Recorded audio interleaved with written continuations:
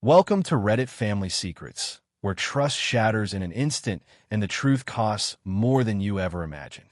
If you crave stories that grip you from the first word and don't let go, hit subscribe, like, and stay until the end, because what's coming will change everything you thought you knew. Now, to the story. The reservation was for 14, not 14-ish, not 14 plus whoever decided to carpool at the last minute. 14 people. Exactly. I pulled up the confirmation email one more time as I locked my car in the parking garage. Harborview Prime, 7 p.m., party of 14. I'm a project manager for a pharmaceutical distribution company. My entire career revolves around precision. You can't store temperature-sensitive medications at 68 degrees when the protocol requires 42. You can't ship biologics in standard packaging and hope for the best. Science doesn't compromise. And after 15 years in this industry, neither do I. Tonight was my daughter Maya's 13th birthday. A teenager, the threshold between childhood and whatever terrifying phase comes next. I had orchestrated this dinner with the same meticulous attention I brought to cold chain logistics. The guest list was deliberate. Me, my husband Derek, Maya, her 4 closest friends from her robotics team, their parents, 4 couples, and my parents. 14 seats. Private dining room. Appetizers scheduled to arrive at 7:15. I walked through the glass doors of Harborview Prime, straightening the collar of my blazer. This needed to be perfect. Maya had been talking about ordering the aged ribeye for weeks, ever since I told her she could get anything on the menu. I approached the hostess station. Elena, the manager, glanced up from her tablet. I've been coming to Harborview for business dinners for 3 years. Elena typically had the unflappable composure of an air traffic controller. Tonight, she looked like someone had just told her the entire kitchen was on fire. Ms. Chun, Elena said, her voice strained. Happy birthday to Maya. But we need to discuss something. What's wrong? I asked, immediately scanning the restaurant floor. Your party, Elena said quietly, leaning closer. They arrived 30 minutes early, and there are considerably more people than 14. My stomach dropped. Who arrived early? Your sister-in-law, Elena said. Mrs. Vanessa Mitchell. She told us she was coordinating the seating arrangements. I didn't wait for the rest. I walked past the hostess stand, turned left toward the private dining area, and froze. My carefully reserved private room, a glass-walled space with a stunning view of the harbor, looked like a community potluck had exploded inside it. The table for 14 was completely full, but it wasn't Maya's robotics friends. Sitting at the head of the table, in the seat I had specifically designated for the birthday girl, was my sister-in-law, Vanessa. Next to her sat her husband, Craig. Flanking them were their 4 children, ranging from ages 6 to 17. And filling every other available chair were Vanessa's parents, my husband's in-laws, whom we absolutely had not invited, her college roommate Jessica, and Jessica's husband and their infant, who was currently shrieking while Jessica tried to nurse him at the table. 12 people, none of them on the guest list. And standing in the hallway outside the private room, looking like stranded travelers in an overbooked hotel, were the actual guests, Maya's 4 friends, their parents, and my own mom and dad. I walked directly to the table. Vanessa spotted me and jumped up, nearly knocking over a champagne flute. Rachel, you made it, she squealed. Surprise. We decided to turn this into a real family celebration. You know what they say, it takes a village to raise a teenager, right? She gestured dramatically at the packed table. We got here a little early to claim the space. I told that uptight woman at the front that we were the Chun party. She tried to say something about confirmed numbers, but I explained that family always comes first. I told her to just add some extra chairs. I looked at the table. There was barely room for the existing plates, let alone 10 additional people. Vanessa, I said, keeping my voice even. Where is Maya supposed to sit? Oh, we'll work out, she said, waving her hand dismissively and reaching for the breadbasket. The kids can double up on chairs, or maybe eat at the bar. It's her birthday. She won't care where she sits. It's about being together, Ratch. Try to relax a little. Craig was already pouring himself wine from an open bottle on the table. We ordered some Prosecco to get the party started, he said. I glanced at the bottle. Veuve Clicquot. $95. They'd opened 4 bottles. I looked at Maya. She was standing near the entrance, clutching the new telescope Derek and I had given her that morning, staring at her aunt sitting in what should have been her chair. She didn't look excited. She looked crushed. I looked at the parents of Maya's friends. They were checking their phones, clearly uncomfortable, probably calculating whether they could politely leave and take their kids to Chipotle. "Get up," I said. The table went silent. Even the baby stopped crying for a second.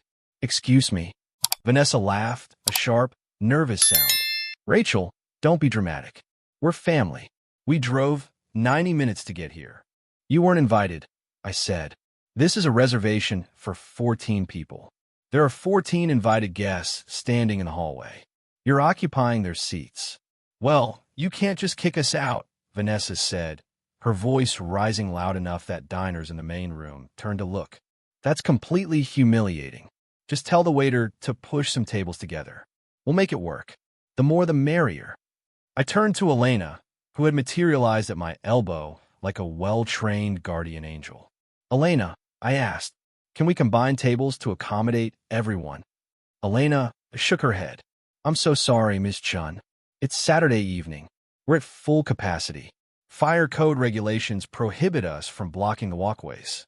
The maximum occupancy for this section is strictly enforced." I turned back to Vanessa. "You heard her. Move." Vanessa crossed her arms, her face settling into that stubborn, entitled expression I'd seen countless times before.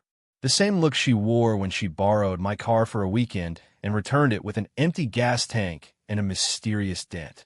The same look when she asked to stay at our house for a few days that turned into 6 weeks. "No," she said firmly. "We're seated. We've ordered drinks. We're staying. If you want to be a horrible mother and ruin Maya's birthday by causing a scene, that's your choice. But I'm not moving my family." She picked up a menu. "Now, I think I'll start with the tuna tartare." I stood there for exactly 5 seconds. In my line of work, you constantly perform risk assessments. If I made a scene, I lost control of the situation. If I tried to physically remove them, I'd be the one escorted out. If I sent the invited guests home, I destroyed my daughter's birthday and damaged my reputation with the other parents. But there was a third option, the strategic pivot. I turned to Elena and gently guided her a few steps away. "Elena," I said quietly, "is the Harborside room available? The one on the upper level?" Elena's eyes brightened. "The executive dining room? Yes, it's empty tonight. It's smaller, but very private." "Perfect," I said. "Move the Chun birthday party, the real one, to the Harborside room. Transfer the flowers, the cake, everything." I tilted my head toward Vanessa's chaos. "Them? They look settled. Leave them exactly where they are. They're a separate party." "Understood," Elena said. "And regarding the bill?" I pulled out my wallet and handed her my visa. "This card covers the party in the Harborside room. The 14 guests I invited. Period. And the party currently in the private room?" Elena asked, glancing at the empty champagne bottles. "That's an independent group?" I said clearly. "Treat them as a walk-in party. Separate check. Do not authorize any charges to my card from that table. If they attempt to add it to my bill, you decline." Elena smiled. It was a small, knowing smile. "Absolutely, Ms. Chun. I'll inform their server immediately." I walked back to the hallway and gathered Maya, Derek, my parents, and the other families. "Change of plans," I announced, putting on my brightest hostess smile. "There is a mix-up with the seating, but Elena has upgraded us to the Harborside room upstairs. Much more exclusive. Follow me." Maya's face lit up. "The one with the harbor view from the upper deck?" "That exact one," I confirmed. We bypassed the private room entirely, taking the stairs to the second level. As we climbed, I heard Vanessa's voice echo from below. "Where are you going?" she shouted. "We found another space." I called back, keeping my tone light and friendly. "You guys enjoy that room. We'll catch up after dessert." "Perfect," Vanessa yelled. "Order the calamari for everyone. We love it." I saw her turn to their server, a young woman named Bethany, and point aggressively at the menu. I saw her refilling champagne glasses. She thought she'd won. She thought she'd successfully crashed the party and forced me to absorb her family into my budget, like I always had before. She thought the Bank of Rachel was permanently open for business. I closed the door to the harborside room. The noise from downstairs vanished entirely. "This is actually nicer," said Mr. Patterson, father of Maya's friend Emma. "That view is incredible." "Only the best for Maya," I said. The dinner was perfect. We had a dedicated server. The kids talked about their robotics competition. The steaks were cooked exactly right. The birthday cake, a custom design shaped like the Andromeda Galaxy, made Maya cry happy tears. I didn't think about Vanessa. I didn't check on them. I focused entirely on my daughter laughing with her friends. 2.5 hours later, as we were finishing coffee, Elena knocked softly on the door. "Ms. Chun," she said, "may I speak with you privately?" I stepped into the hallway. "The party downstairs," Elena said, lowering her voice. "They're ready to leave. They've asked for their check to be added to your bill." "And you told them?" "I informed them that the Chun party has already settled their account, and that their table is being processed as a separate transaction. And Mrs. Mitchell is causing a disturbance. She's refusing to pay. She claims you invited her, and that this is some kind of mistake." I checked my watch. 9:45. Perfect timing for a lesson in accountability. "I'll handle it," I said. I descended the stairs and walked into the main dining area. The scene was carnage. The private room looked like a food fight had occurred. Plates everywhere, wine stains on the white tablecloth, and in the center of the destruction, Vanessa was yelling at Bethany, the server. "This is fraud," she was screaming. "My sister-in-law is paying for this. She's upstairs. Go get her." "I'm right here," I said, stepping into the doorway. Vanessa whipped around. Her makeup was smudged, her hair disheveled. "Rachel," she hissed, "what is this?" This incompetent server brought us a bill. $943. I glanced at the leather check presenter on the table. Sounds accurate. For bottles of Veuve Clicquot, 12 entrees, multiple appetizers, 3 desserts. Inflation is real, isn't it? "Fix this," she demanded, jabbing her finger toward me. "Put your card down. We're your family. You're not my guests," I said, loud enough for nearby tables to hear. "I invited 14 people. They're upstairs. You brought 12 uninvited people, hijacked a reserved space, and ordered without looking at prices because you assumed I was a pushover." "We're family," Craig said, standing unsteadily. "You don't do this to family." "Family asks permission," I said. "Parasites just show up." "How dare you?" Vanessa gasped. "Rachel, I don't have $900. We can't pay this." "Then you shouldn't have ordered the lobster tail," I said, pointing to the remains on her plate. "That's market price. Usually runs about $75. I thought it was included." Craig stammered. "It was," I said, "for my guests. You weren't part of that group." Vanessa's eyes darted around the room. She saw the other diners watching. She saw Elena standing by the bar with crossed arms. She saw reality closing in. "Rachel, please," she whispered. "Don't do this in front of everyone. Just pay it, and I'll pay you back next month. I promise." I laughed. It was a cold, hollow sound. "Vanessa, you still owe me $400 for Maya's 10th birthday party. You owe me $600 for the emergency dental work last summer that turned out to be cosmetic veneers. I have documentation. Want to see it?" "I'm begging you," she said. Tears were starting now. Real panic. "I can't help you," I said. "My bill is settled. This is between you and the restaurant." I turned to Elena. "Was the service adequate at this table?" "Bethany worked very hard," Elena said. "Then I suggest you add the standard 20% gratuity for parties over 8, I said. "She earned it." I walked away. "Rachel," Vanessa screamed after me. "If you leave, we're done. Do you hear me? I will never forgive you for this." I stopped and turned back one last time. "Can I get that in writing?" I asked. I went back upstairs, gathered my party, and we exited through a side door. Another benefit of knowing the layout. Maya didn't have to see her aunt arguing with the credit card machine.